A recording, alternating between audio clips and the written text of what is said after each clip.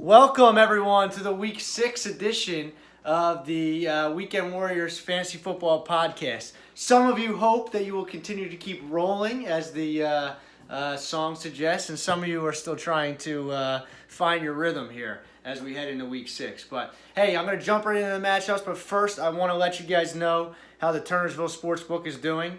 After Week 5, I went 3-2 last week. I was wrong about Brett and Kevin's matchup, but if you remember what I was trying to say, I wanted to pick Kevin. I just couldn't get over the hump. And then, of course, I was wrong about myself, who put up a piss-poor performance against Pearson, who I scored like 80-something points. So a week to forget for me. But moving on now into the Week 6 matchups. I can't believe it's Week 6 already.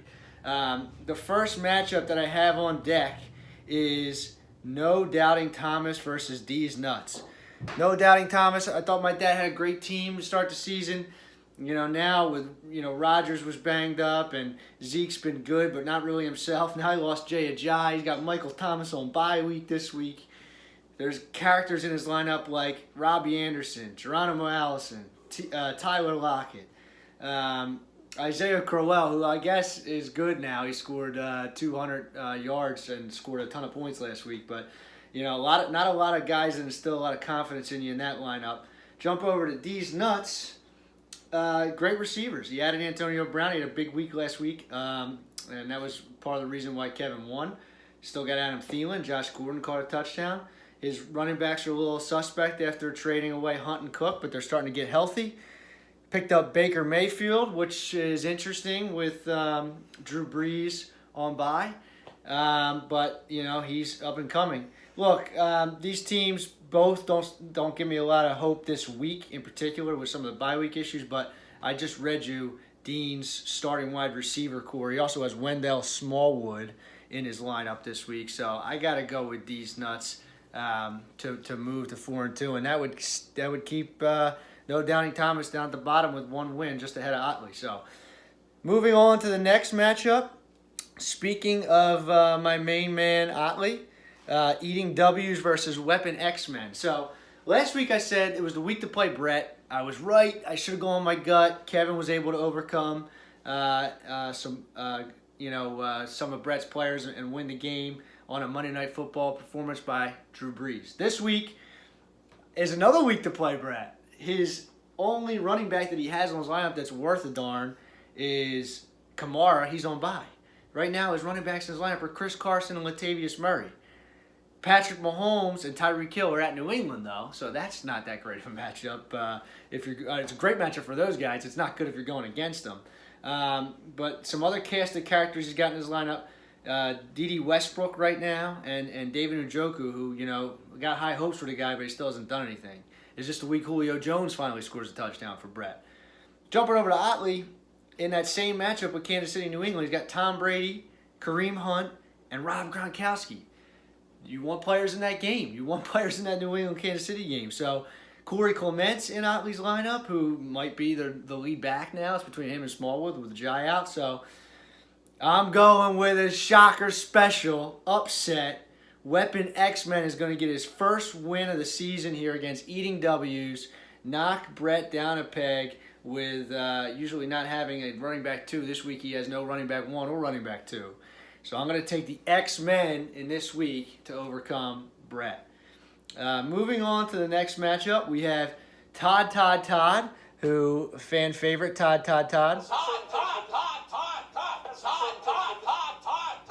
Against Balls Deepest. Now, Balls Deepest, model consistency, 4-1, have a great season so far. Chris, Todd, scoring a ton of points this year, guys. Scoring a ton of points. He has 25 points more than Pearson does on the season. Chris is 1-4. Pearson's 4-1. That's fantasy football for you. This week, Chris gets Jordan Howard back.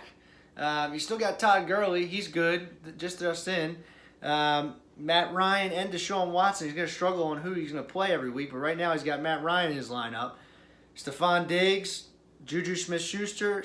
You name some of the guys on Chris's team and you scratch your head as to think how he's somehow 1-4. He's just running into the buzzsaw with his schedule. He's got more than 100 points scored against than any other team in the league. Second is Dean, and he's obviously at the bottom too. Pearson on the other hand, like I said, model consistency. Cooks is banged up, but you got Landry and Allen who've been good possession guys, and they're always in the teens for points. You got David Johnson, who's not having a great year, but a good enough year, and Joe Mixon, who's been great also. And now Sony Michel should be a running back 2 at the least going forward, probably a top 15 player. So this is a really close matchup. Yahoo says 53% chance for Pearson. Hold on one second. I just want to show you something here. Uh-oh, what's he got? He's got Fresh Boy Todd Gurley jersey, bringing it out. I think that Todd is going to pull the upset this week. I'm all about the upsets, apparently. I'm going to keep this on. It's nice and snug. Chris, maybe you can borrow it. So that's that matchup. Moving on now to the matchup of the week.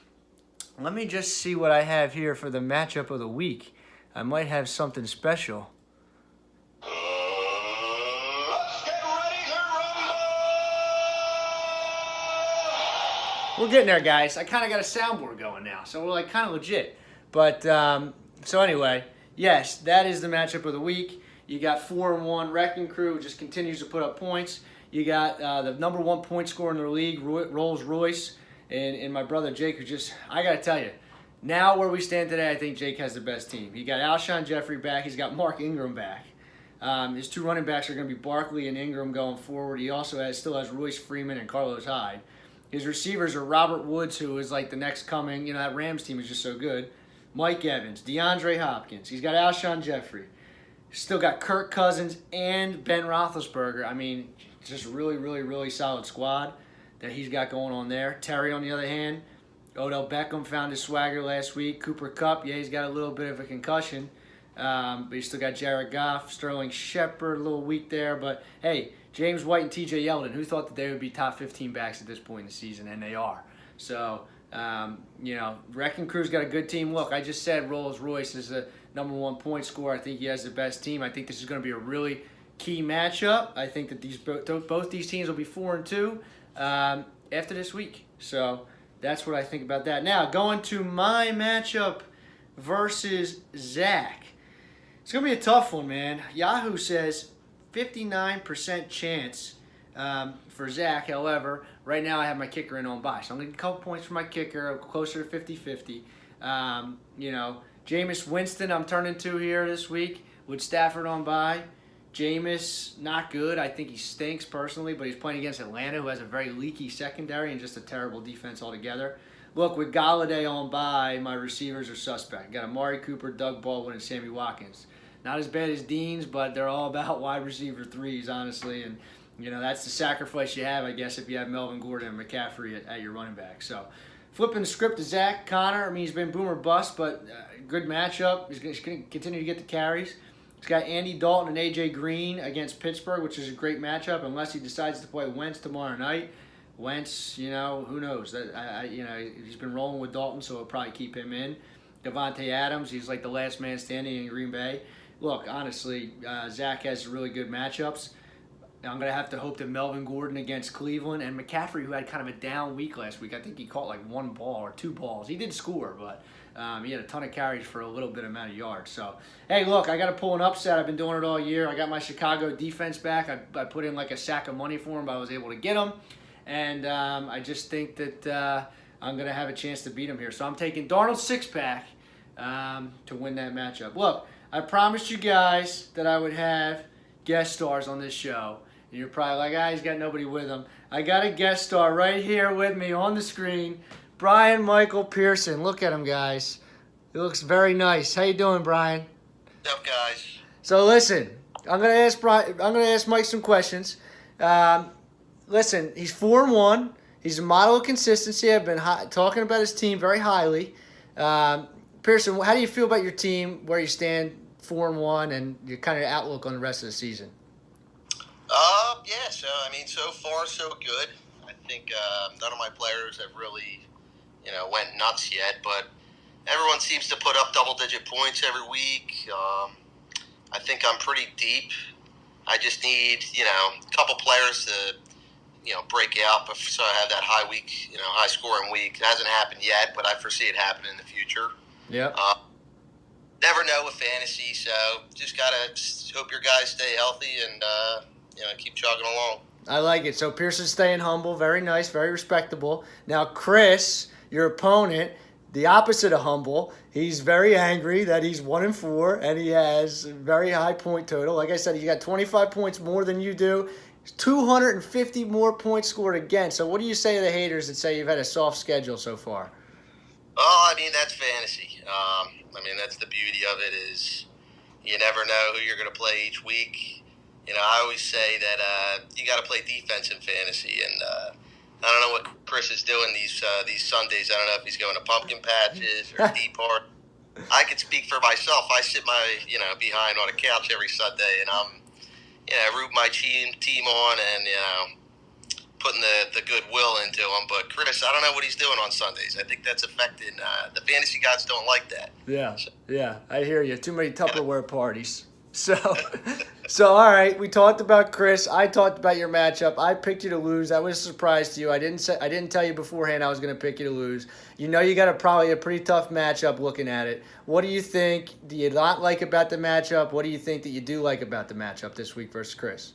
Well, number one, I obviously don't like Gurley. I just browse at his point total for the year. I don't understand it, but the guy scores 3 touchdowns like every week. So I'm pretty much banking on him getting 30. Yeah. The other matchup I don't like is Matt Ryan. I can foresee him against Tampa coming off a loss. I can foresee them trying to get Julio involved. I can foresee a big game out of him. I like my matchups this week. I'm hoping that Sony Michel just stays involved like Bill Belichick's been using him. I don't know what he's going to do with that guy still yet. I like him a lot, but you never know with that New England Patriots offense. I think I match up well. I think I'm going to win this week. I just depends on what Matt Ryan really does. I think he's the X factor. Right. Quick side note on Gurley. I saw a tweet about him today. It said he's like a broken slot machine that just keeps spitting out quarters. So that's basically what he is in fantasy right now. But so all right, you mentioned Sony Michel. Is there anybody else on your team that you think is going to have or has the potential to have a bonkers week and just kind of blow Chris out of the water? He plays a guy like that every week. Yeah, I think this is the week. I think Chris is going to run into Keenan Allen. That guy's just ready to explode. I'm sure he's barking at his coaches right now, and I think he's going to go off. He'll be good for 100 and a touch easy this week. Might be 2 touches. I can foresee him trying to play catch up for I would say bad season for his standards that he's having so far this year. I think him, and I'm really hoping. I picked up Green Bay D. I don't believe in San Fran at all. I really think I could, foresee them maybe scoring a touchdown to help push me over the edge. We'll see. I don't know. You never know. That's the beauty of it. You sit back. You don't go to tea parties, and you watch.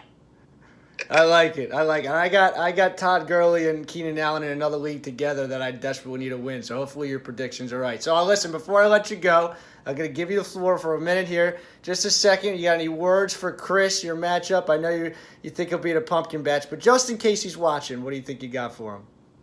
Well, I mean, I feel bad for the guy, to be honest. I mean, it's been years since this guy has ever won anything important in fantasy, so, I wish it well, but, I mean, it's going to be, he's going to be 1 of 5 after this week. Let's be real. I mean, I don't remember the last time I lost to Chris T, so, I mean, it is what it is. I'm sorry, Chris, but you're going to be 1 of 5, bub.